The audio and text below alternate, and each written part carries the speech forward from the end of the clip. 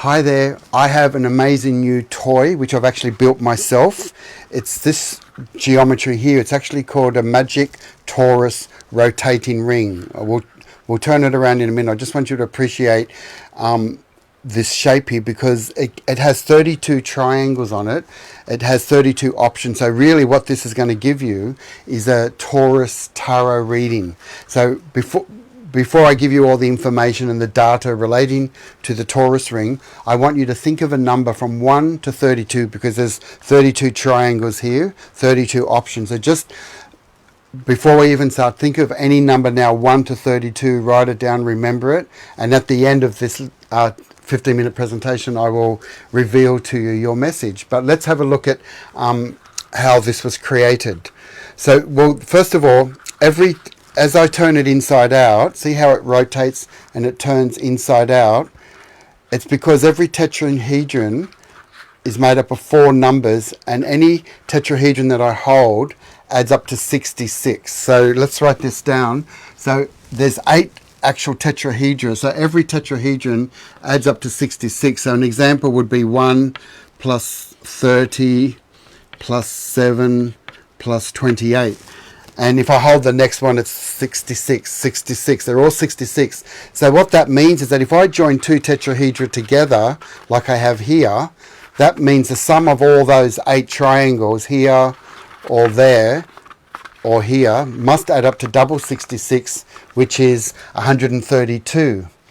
Now, what's interesting about 66 is that there's a reference to the sacred Islamic number for the name of God. So in our numerology, we have A is 1, B is 2, C is 3. But in the ancient Arabic, A for Allah, A was 1, Aleph, and then the L, Lam. Lam was 30, but there's 2 L's, Lam, so it's 30 and 30, and the He, the final H, is a 5. So 1 plus 30 plus 30 plus 5 added up to 66. And the way Allah is written is from the right to the left. It looks like the hand. Like when you look at the hand, you've got A, L, Allah. And that's why you'll see Muslim people wearing the hand on a necklace, because it's the name of the Lord. But I just found that interesting that the number 66 was the dominant reference to this Taurus ring. In North Africa, there's a group of people called the Tolbas, and they're like the shamans, and to ward off evil, they made this same magic Taurus to not just ward off evil, but also to invoke wealth, because you could program these harmonic numbers, because it's ringing a bell. The fact, if it didn't all add up to 66, 66, 66, it means that it's harmonically attuned. They're not just random numbers. This is a tuned, highly tuned circuit of the highest order. Now, if I was to add up all the numbers from 1 to 32, if I was to add up every single number from 1 plus 2 plus 3 plus 4 all the way up to 32, it would add up to this number here called 528. Well, according to Leonard Horowitz, who did a lot of research on harmonics, he's saying that the 528 hertz, 528 cycles per second, has a lot to do with the repairing damaged DNA. And the reason why they're excited about 528 is that it's part of 18 triplets called the solfeggio scale. So if you look at the numbers 1, 2, 3, 4, 5, 6, 7, 8, 9, which is how we communicate the numbers on the phone pad, we can see that the central column is 258. So I've drawn it here, 258. But we're allowed to form anagrams of 258. So I can say, well, we can go 528 or 825, but we're focused on 528 hertz. You can see 369, 147, but you can go this way as well and go diagonal. So this is a very big topic, because not all scientists agree that how can the phone pad of 9 numbers be rearranged to form these triplets, and that they relate to harmonics and frequencies. So there's a huge discussion going on saying, is it authentic or is it just quasi knowledge? So just wanted to let you know that 528 hertz is interesting, and that the sum of all these numbers on the Taurus ring is 528. So that's interesting. Jacob, this is if you go into the biblical times, there's lots of reference to 66 where Yaqub, his name is Yaqub, but we call it Jacob. Just like Joseph is, we say Yosef, but Jacob's family had 66 persons, and when they came into Egypt, they were a community of 66 people, and that's from Genesis 46, verse 26. There are many, many references to 66. And I'll just give you one more reference. For some reason, mathematicians, they love looking for repetition, for patterns. So if I take the reciprocal of 66, that means I divide 66 into 1. So if you get your calculator out, it's a decimal, goes 0.0151, then it goes 515, 151, 515. So that goes forever. So when you put 3 dots, it means that sequence of 151, 515, 151 goes forever. And when we add up the sum of 151 plus the 515, which are the triplets that are repeating, it adds up to 666. So there's another reference to the 66 because it's in the 666 there. And that has a lot to do with the magic square of the sun. So there's a magic square of the sun where all the numbers from 1 to 36, this is a 4x4, but magic squares have fascinated people for thousands of years. So the sum of all the numbers from 1 to 36 has all the columns and rows adding up to 111. So I've got a lot more to share with you about the magic squares, but the reason why I'm telling you that this is a sun code is that mathematicians would want to make a magic square that adds up to 66. So if we believe that 66 was a sacred number because of the Taurus ring, normally I would start at 1. So if I'm going to create a magic square of 3, I go 1, 2, 3, 4, 5, 6, 7, 8, 9. I'll draw the pattern actually. It goes 1 to 2 to 3, 4, 5, 6, 7's down, 8 across, and then I go to 9. So if I follow that exact pattern of the magic square, I'm going to start where the 1 is. I'm going to start from 18. So if I go 18, 19, 20, 21, 22, 23, I'm following the same pattern. I end up with a magic square that all adds up to 66 and the diagonals. So this would be known as a talisman, something that we would wear on our body for protection and for wealth or to invoke love, because it's ringing a bell. So so all of this information, and there's a lot more, all of this information is embedded in a geometry that's ringing the bell of 66 or 132. And it turns itself inside out, and it's pure connection. And so what I'd like to do is to show you now how you can build your own one, so that when we do this tarot reading, you'll understand how this can be formed. So first of all, I'm going to show you how I started off. This is called a net. So these are the 32 numbers here, arranged in triangles. But for me to construct that, we did a course on the seed of life. So the seed of life, see these 6 petals here? So because the radius of the circle, if you just draw circles, just by knowing the radius of the circle, it's unchanged. I just do some arcs.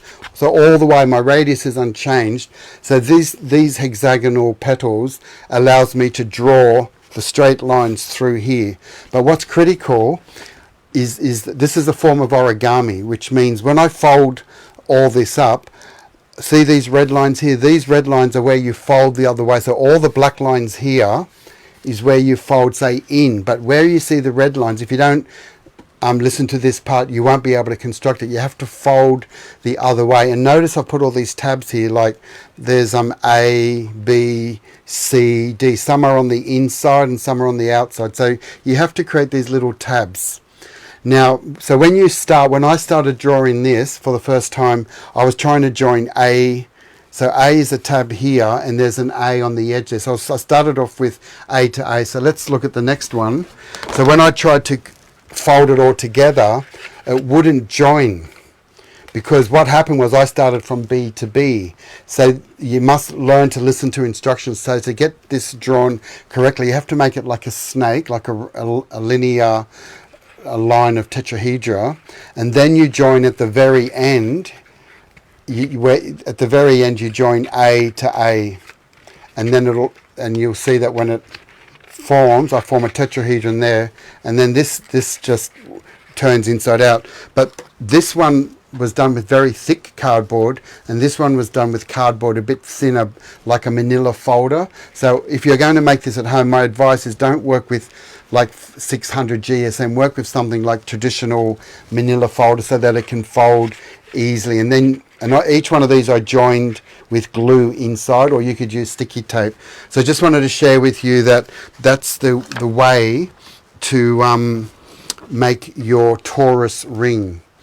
So now, and you could make several of these. So the first one would be an experiment, and then when you do your second one, you would have fine-tuned the geometry to draw it precisely. And remember I said to you, choose a number now. We're going to do the Sacred Geometry Tarot reading. Where we have all these numbers, you can write, you can have the numbers, but you might put love, forgiveness, education, remembrance, forgiveness. You can write what you want onto your triangles because they're going to appear on the Taurus ring. So, so everyone, I'll put this down, and so we're going to just enter this Sacred Geometry Tarot reading, which is an original idea of mine, and I want to make this available. So first of all, remember what your number was from 1 to 32, and lock it in. You've got your number. This is your message for the day. So what I've done is I've written 2 columns of positive and negative numbers. So all the 1, 3, 5, all the odd numbers are positive things like love, forgiveness, let go, surrender, wealth.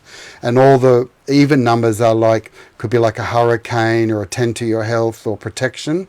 So I'll just hold this for a second so that you can you can pause this at any time. So if your number was 17, you can read this and say, oh, it's victory, success, or 15 would be power.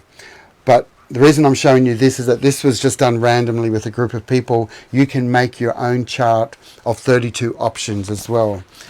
Yeah, so I hope you enjoyed that. It's so this is the power of a toy. So even though this is something that we actually play with, and you may not believe in tarot, but I believe that everything is frequency and resonance, so that for you to think of a number 1 to 32, your higher self already knows in the unified field, in the cosmic field, you already know what your message is.